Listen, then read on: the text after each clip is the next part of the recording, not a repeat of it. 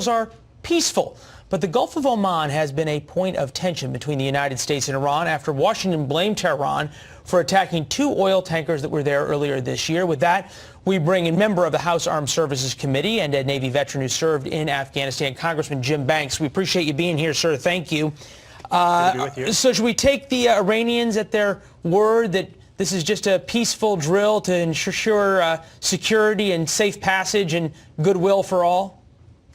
We can't afford to. I mean, this is a provocative exercise by the axis of evil, Iran, allied with the Chinese and the Russians. Now, separately, none of those navies could stand to match the American naval forces at all, but collectively, they would exceed the U.S. fleet as the three of them come together in a provocative exercise in this region of the world. And that's what should be concerning to us. You think about where this is. It is a long way from home for the Chinese Navy. Is this the wake-up call that we've been hearing about coming from the Chinese of wanting to be able to project force far, far from their borders?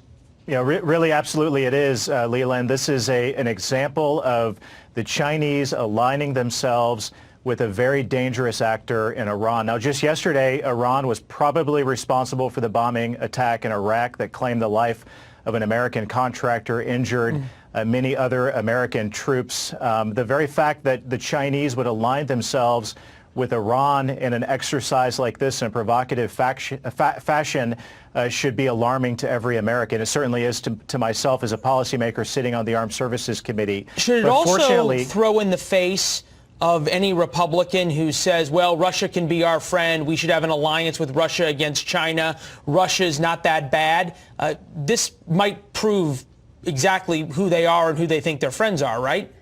Well, again, the alliance of China, Russia, and Iran is a dangerous alliance, and collectively their naval forces is something that we very much have to pay attention to. But this is why, fortunately, while Democrats have been focused on impeachment, President Trump was very focused on getting a defense bill and a spending bill that funds the military at a historic, historic rate to get us to a place where we can project strength around the globe. Before we get too partisan in this, in fairness, Congressman, it was Democrats, by definition, because all spending bills have to start in the House, that allowed that spending bill to come through the House.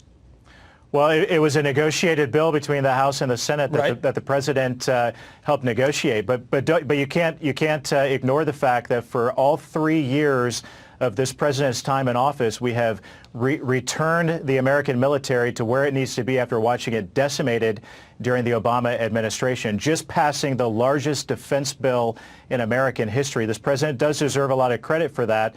But that's aside from the fact that we have to get our Navy back to a position that it needs to be to combat this evil alliance between these three countries. Get you back to the idea of whether or not the U.S. Navy is ready to combat this growing issue of China and their blue water capabilities. Should the U.S. be confronting this drill? Should there be more, shall we say, challenging actions by the U.S. Navy, both in the Persian Gulf and the Gulf of Oman? Because we're letting the Iranians get away with an awful lot. Well, the best way to confront an exercise like this is to build the American military back to a position of strength, to retreat from the failed, weak position of appeasement of the Obama years and project the Reagan-Trump mantra of peace through strength through a powerful American military. If you want to talk about appeasement, the Iranians shot down a U.S. drone in international waters, and they attacked through their proxies, the same ones who killed an American, as you note. They attacked our key ally, Saudi Arabia, and the U.S. did boo. How's that not appeasement? Leland, that's not true at all, and I think you know that, because the sanctions that we have in place against Iran have placed Iran in a dangerous and perilous position economically that has taken them to the brink of economic ruin. Congressman, when the Obama administration said that we have strong sanctions on Iran, had Iran then shot down a U.S. drone and the Obama administration did nothing, you're telling me you would have been just fine with that?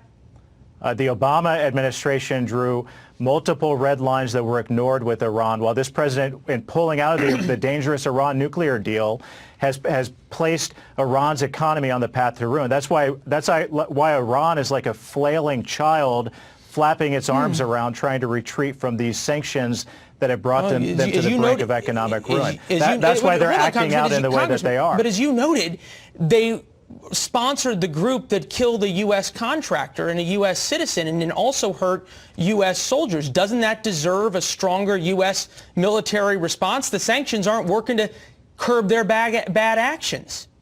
The maximum pressure campaign by President Trump versus Iran is working. We need to continue down that path.